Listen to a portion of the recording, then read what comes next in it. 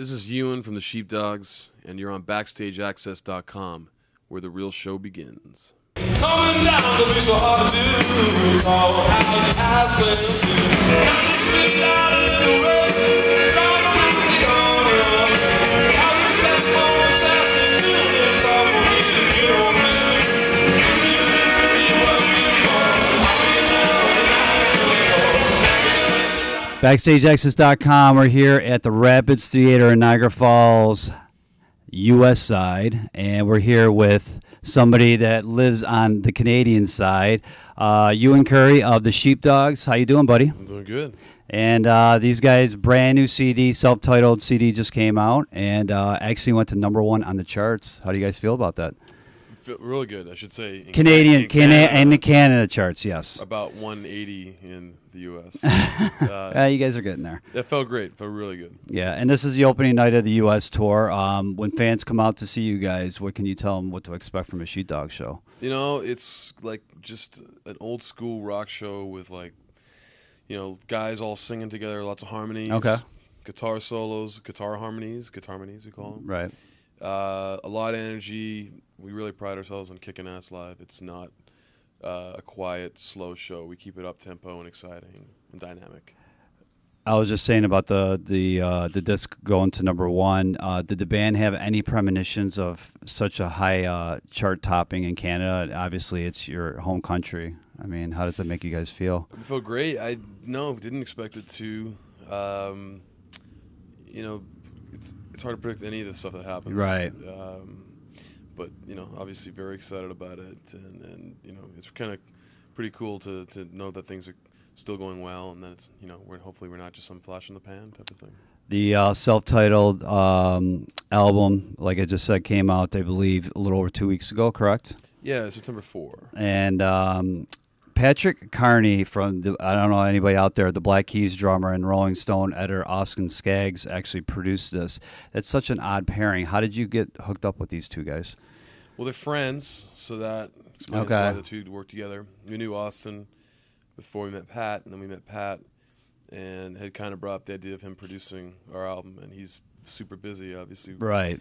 And so somewhere along the line, we just managed to get it together, and yeah, it is kind of weird to have like a writer and a drummer and producing a record, but yeah. I mean, you know, either you know what sounds cool or you don't, right? So.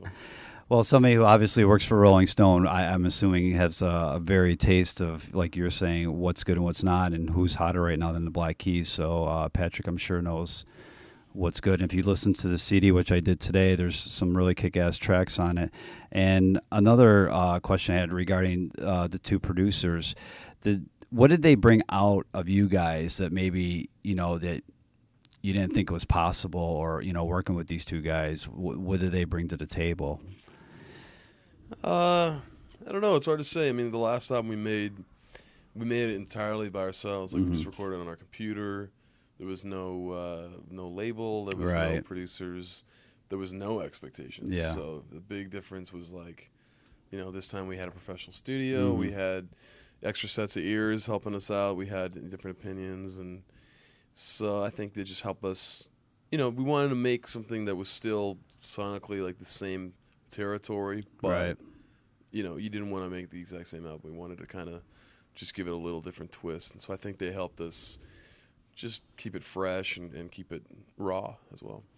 The you know, the big break for you guys a little over a year ago, talking about Rolling Stone, you guys were on a cover of that. It was a bunch of like unsigned bands that they put on a cover, and you guys just got like huge draw after that. How did you guys get involved with it? How were you picked to be on the cover of Rolling Stone? Obviously, I'm sure a lot of bands wanted to be a part of that. How were you guys selected? It's kind of weird because it was not like an open to the public thing. It was kind of curated by sort of people in the industry. I think Atlantic Records put out The Call in conjunction with Rolling Stone, sort of asking industry people, who are your favorite unsigned bands? And so they kind of got all these sort of submissions. Right. And our manager, Joel, who wasn't our manager at the time, but he was a guy we had met and given him a record, and so he knew somebody from Atlantic, and he passed on our album, our last one, called Learn and Burn. And so we ended up in the, you know, making the short list, And then from there on, we just proceeded through the competition and ended up winning. And Learn and Burn came out a couple years ago in 2010, and actually this year you just garnered some Juno Awards for that album. Yeah, it's funny how you make an album in Yeah. 2010 and then you win awards for 2012. I'm not complaining. You're right. So even your home country, it took a little bit to finally come around to the Sheepdogs. It seemed like, you know. Yeah, we toured for a long time, very unsuccessfully. You know, just nobody knew who we were, and you know, the odd time we might impress somebody in the industry, but they would just say, you know, we don't hear anybody like you guys on the radio. I don't know where we like you, but Right. I don't know how you're going to make money or where you're going to fit in. Right. Sort of that idea, like you got to sound like whatever's on the radio already or something. So we never really had anybody come and help us that seemed like they were going to get us to the next level or even up a level. So, you know, the idea of entering a competition didn't seem like a bad idea at all because we needed help. Do you guys still make your home in Saskatchewan? We do, but we're like, man, I don't know. We're almost never there. We're pretty much living on the bus right now, and all summer long and traveling all over the place. Like I was saying, the overnight success of the, winning the unsigned band competition on Rolling Stone. How did the band really, like I said, it's almost overnight that you guys obviously started getting really some heavy interest, and now you got some really well-known producers and everything. How's the band dealing with that success? When you do 7-8 years of no success, I think it's really a good preparation for when it comes along, because we really appreciate it and we're trying to savor everything, because we did everything ourselves and did a lot of stuff unsuccessfully. So now that we have people helping us out and so many more resources and people coming to the shows, we just appreciate everything, because we know we don't have to take care of as much stuff as we did personally, and having a little bit of money in the bank account and not worrying about having to go back and work another job, that just feels amazing. Who are your influences growing up? If you listen to the CD, obviously with the Black Keys, I hear a lot of them in the new CD. But like for you personally, who do you, when you were obviously starting off, who would you look into as an inspiration, or why did you pick up, an instrument in the first place? Because of a certain somebody. I definitely. Or did your family play? Or yeah, my old man's musician. Yeah. He's a classical composer, but he was always really interested in everything from like rock music to jazz and Stevie Wonder and Frank Sinatra. And so I grew up listening to all kinds of stuff, but I think I always really connected to guitar music. Probably specifically guys like Jimi Hendrix and the Beatles and Led Zeppelin, but also stuff like really like harmonies. So I like a band like Sly and the Family Stone where they all sing.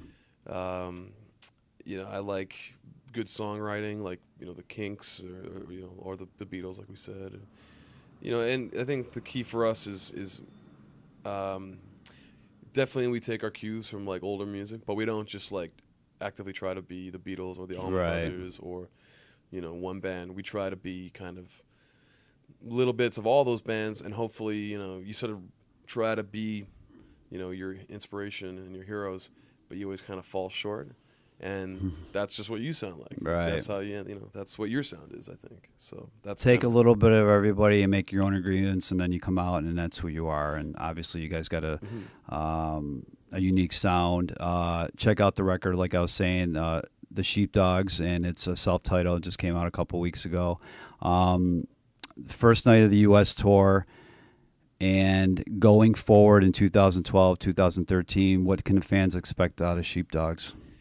Well, I mean, now we're going to be touring like crazy, U.S. for 6 weeks. This is the first night tonight. And then I'll probably be back up to Canada for another crazy tour up there. We're trying to get, more going on in Europe and Australia and England. We've been there a couple times, each of those places. But, I'm already thinking up new ideas for a new album too, so we don't want to let up. We're not going to have any kind of crazy hiatuses and 5 years between albums. Right. Chinese democracy, any of that stuff.